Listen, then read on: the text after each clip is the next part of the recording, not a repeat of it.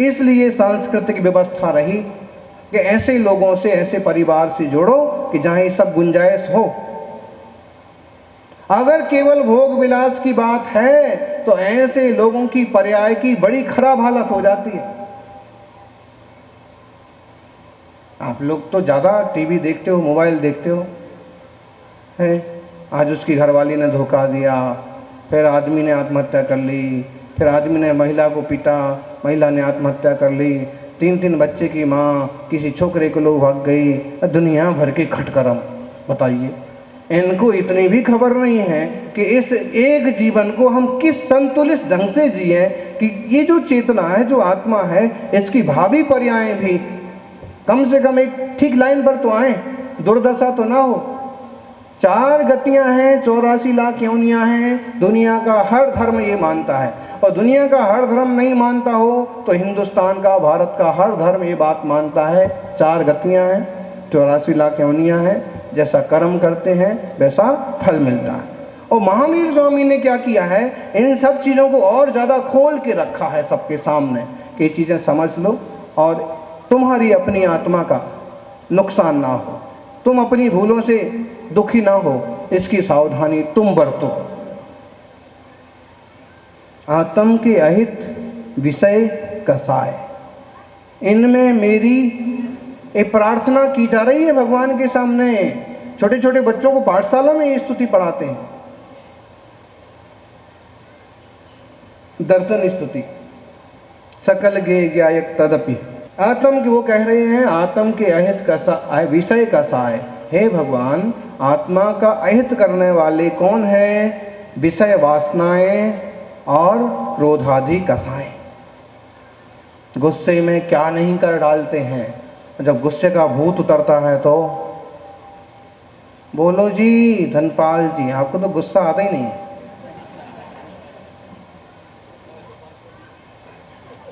है? अच्छा, गुस्से का तूफान ऐसा होता है कि जैसे तूफान होता है। उत्तराखंड में तूफान आया, तबाही हुई और आधे घंटे में क्या से क्या हो गया। गुस्सा भी ऐसे ही होता है कि 10-5 मिनट में क्या से क्या हो जाता है। उस समय घरवाली ने कहा कि मैं घर छोड़ के जाऊं, हाँ जा, कौन रोकता है? अब जब वो घर के बाहर निकल गई तो फिर अब सोचते हैं कि यार गलत हो गया, ऐसे नहीं बोल देना था, ये रोटी कौन बनाएगा, ये बच्चे को कौन पालेगा। अब स्टैंड तक मनाने के लिए दौड़ो। गुस्से में ग्राहक को कह दिया तेरे 25 आते हैं, चल निकाल, और दूसरी जगह जाके खरीद रहा है बढ़िया माल आराम से, और सामने दुकान वाले को फायदा दे रहा है। आप क्या गुस्से में बोल दिया, प्रेम से एक चाय पिलाते, कम से कम 1000-10,000 का आदमी छोड़ दिया। गुस्से में सब जगह नुकसान होता है। इसलिए कहा यहाँ भी कि आत्म के अहित विषय कसाय। अभी कसाय वाली बात तो आपको समझ में आ जाती है, लेकिन एक और छोड़ी गई है विषय की। ये बात भी बहुत समझने जैसी है। विषय कसाय, विषय कैसे खतरनाक है, जैसे अच्छा खासा जीवन चलता है, सौभाग्यशाली हैं आप, नैतिक समाज है, कैसी घटनाएं नहीं हैं। बल्कि नहीं तो ऐसा होता है, अच्छा खासा जीवन चल रहा था, पति पत्नी बच्चे परिवार ठीक से, कहीं से तीसरा टपक आया, तीसरी टपक आई, वो विषय, अब उसमें उपयोग की, अपने चित्त की, अपने मन की दशा का पेंडुलम देखो, हाल देखो, ना खाया जाए और ना सोया जाए। विषय कहलाते हैं वासनाएं। आत्म के अहित विषय कसाय, इनमें मेरी परिणति ना जाए और मैं रहूं आप में आप लीन, अपने आप में मैं लीन रहूं।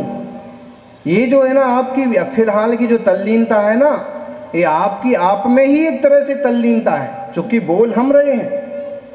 तो सच पूछे तो हम भी नहीं बोल रहे। कौन बोल रहा है? बोलो ज्ञानी। लो, तपस्वी सम्राट तो और मौन है, वो भी नहीं बोल रहे। ऐसे कह सकते हैं कि उन्होंने जो शिक्षा दी उसके आधार से हम बोल रहे, लेकिन हम इसको और सूक्ष्म आध्यात्मिक बात से कहें तो ऐसे कहेंगे कि मैं भी नहीं बोल रहा हूँ। ये जो वचन वर्गणा है ना, एक तरह की पुद्गल की संरचना है। समझना, जब तक ये वचन वर्गणाओं का संग्रह आपके पास बहुत है तब तक आप उसका खूब उपयोग कर लो। लेकिन वचन वर्गणा का उपयोग करने वाला कोई लेंस बिगड़ गया, कोई तंतु बिगड़ गया, कोई मुख का उतार चढ़ाव बिगड़ गया तो आप बोल नहीं सकते। दूसरा, तपस्वी सम्राट से किसी ने पूछा कि महाराज जी, बहुत ज्यादा बोलने में नुकसान क्या है? आप कहते हो कम बोलो, कम का बोलो। तो उन्होंने कहा कि ज्यादा बोलते हैं ना, बहुत ज्यादा, तो वचन वर्गणाओं के 9 कर्म परमाणु तो तुम्हें उतना ही मिले हैं जितने तुम्हारे कर्म में लिखे, और तुमने बोल बोल बोल बोल बोल बोल बोल करके सब खत्म कर दिए, तो अब तुमको मौन रहना पड़ेगा। उन्होंने उदाहरण दिया कि मूक केवली होते हैं। मूक केवली, केवल ज्ञानी तो हैं, सर्वज्ञ तो हैं, कहो गंध कुटी भी उनकी बन जाएगी, लेकिन उनकी वाणी नहीं खिरती। क्यों नहीं खिरती बोले? तो उनके संबंधित वचन वर्गणाएं, इसलिए ज्ञानी चिंतन करना, ना हम देहो न मनो न च्यो वाणी न कारणम तेसिम कत्ताड़ाणा कारईदा अणुमंताणेव कत्तीरम। गाथा समझ में आई? नहीं आई? किस किस को नहीं आई समझ में? 2-3 जनों को समझ में नहीं आई, बाकी सबको है। प्रवचन सार की 160 नंबर की गाथा है। इसमें बड़ा तत्व ज्ञान, तो भाई तत्व ज्ञान है। और इसलिए हम कहते हैं कि दुनिया में क्रियाकांड तो थोड़ा ऊंचा नीचा हो जाएगा तो चल जाएगा, कोई खास फर्क नहीं पड़ता, लेकिन तत्व निर्णय बराबर होना चाहिए। ना हम देहो, मैं देह नहीं हूं, न मनो, मैं मन नहीं हूं, न च्यो वाणी, मैं वाणी भी नहीं हूं, न च्यो वाणी, न कारणम तेसिम, और ना मैं इनका कारण हूं। फिर न करता हूं, न कराने वाला हूं, न अनुमोदना करना वाला हूं।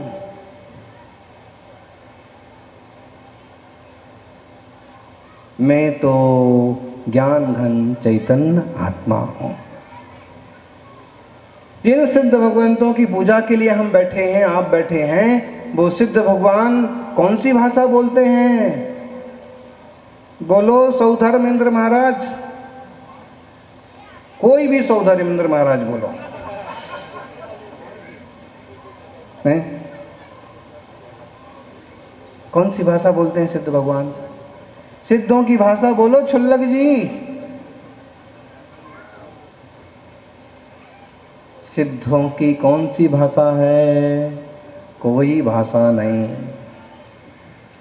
बोलो पारस, क्यों नहीं भाषा है? अगर हम ना बोल पाए तो हम तो कहते हैं महाराज कुछ रास्ता बताओ कि हम बोल पाए।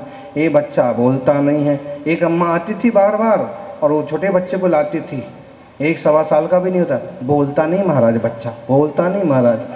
अरे मैंने कहा जरा शांत रख, अगर तेरे जैसा बोलना चालू कर देगा तो घर में रहना मुश्किल हो जाएगा।